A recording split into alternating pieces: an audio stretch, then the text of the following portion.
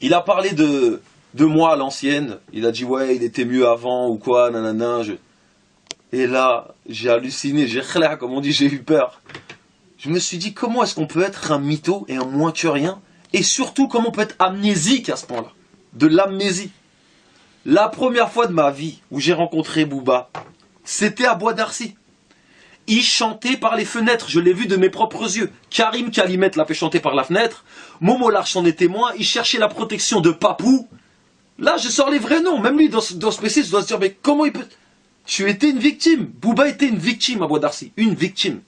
Des fois, il simulait, il voulait pas sortir en promenade, il restait... Et ça, je jure devant Dieu que c'est vrai. C'était une victime.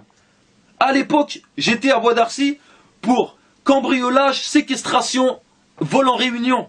On était 8 à tomber. On était des vrais mecs du terre-terre, on n'en avait rien à battre. On faisait nos conneries. On se retrouvait en prison parce qu'on n'avait pas le choix. Booba fait exprès de se retrouver en prison parce que tu peux pas faire un taxi basket. Tu peux pas.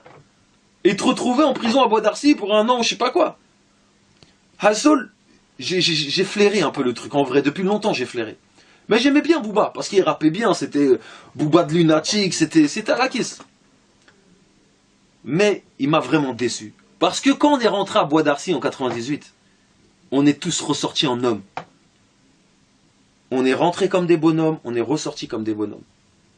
Mais l'image que Booba a laissée à Bois d'Arcy, c'est à vous de juger. Mais en tout cas, j'ai vu, il rappait par les fenêtres. Il rappait par les fenêtres. Tu me mentionnes dans tes vidéos officielles. Je me dis vraiment que t'es un bouffon. Pour finir, mec, il ne sera jamais le boss, Booba. Jamais. Quand j'ai rencontré Booba, pour moi, c'était un grand. 10 ans plus tard, je veux pas dire, mais j'ai l'impression que c'est comme mon petit. Il me suit sur Twitter, il me suit dans mes Fouini Stories, il me suit dans mes aventures. J'ai l'impression que c'est un petit. Et il n'a pas du tout un comportement de boss. Produis des artistes, monte un label, fais tes preuves sur le terrain surtout. Et surtout, mûris. Mûris parce que le mec a 35 ans quand même. 35 ans. Et ce que je tenais à dire aussi, c'est que moi, j'ai aucune haine envers Booba. Aucune jalousie. Moi et Booba, on habite dans le même immeuble à Miami. On se voit tout le temps. Et puis on se calcule pas. On se serre la main, bonjour, au revoir. Et moi, ce que je vous dis, ça vient du cœur. Quand on était en train de parler, moi et Booba à Miami, et qui me disait ses vérités à 2 francs, je me disais, moi, la seule chose à laquelle je pensais, je me disais, mais pourquoi est-ce que on se serre pas les coudes? Pourquoi tu viens pas me demander du sel? Pourquoi je viens pas te demander du sucre? On vient de loin, non? On a connu la misère, on a connu le terre-terre. Aujourd'hui, alhamdoulilah, on est à Miami, on a des valets de parking, on a des belles voitures.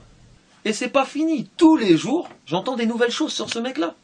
Il parle derrière moi, il parle derrière moi, il parle derrière moi. Et quand il me croise dans l'immeuble, il me serre la main comme si de rien n'était, tranquille.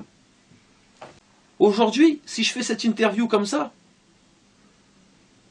c'est parce que mes grands m'ont contenu. Ils m'ont dit, Laouni, calme-toi, tu vas faire les choses dans les règles. Il a voulu faire une vidéo, tu vas faire une vidéo. Parce que moi, à la base, dans ma tête, je voulais aller faire des trucs de fou. Et je sais que j'aurais plus jamais revu ma fille. Je sais où je me serais retrouvé à cause de tes conneries. À cause de ces conneries. Mais heureusement que, hamdoullah, que par la grâce de Dieu, j'ai des gens autour de moi qui me parlent et qui veulent mon bien. Sinon, je te jure, je vous jure devant Dieu, moi j'aurais pas laissé passer ça comme ça. J'ai aucune haine contre Booba, aucune jalousie. Je lui en ai jamais voulu, malgré qu'il parlait derrière moi. Aujourd'hui, la seule chose que je ressens, c'est de la déception envers ce mec. Une vraie déception. Faut pas oublier une chose, c'est qu'à l'époque, sur le clip Reste en chien, quand t'allais te faire froisser, c'est mes gars qui ont bougé pour toi. Toumani, Pet Show, on a bougé pour toi. On s'est froissé pour toi. À l'époque, quand il avait des clashs avec Core, moi je prenais ses patins médiatiquement. Je prenais ses patins. Booba, c'est quelqu'un que j'ai toujours apprécié. Malgré toutes ces histoires, toutes ces bouffonneries, c'est quelqu'un, j'ai pris ses patins. Quand j'ai pris ces patins médiatiquement, les grands de mon quartier, et les grands des grands de mon quartier m'ont dit, Laouni, arrête de prendre les patins, ce mec-là. Et je leur ai dit, non les gars, c'est un bon, il n'y a pas de problème. Ils m'ont dit, arrête. Et c'est seulement aujourd'hui que je me rends compte, écoute toujours les conseils de tes grands. J'aurais dû écouter les conseils de mes grands, ce mec-là n'en valait pas la peine.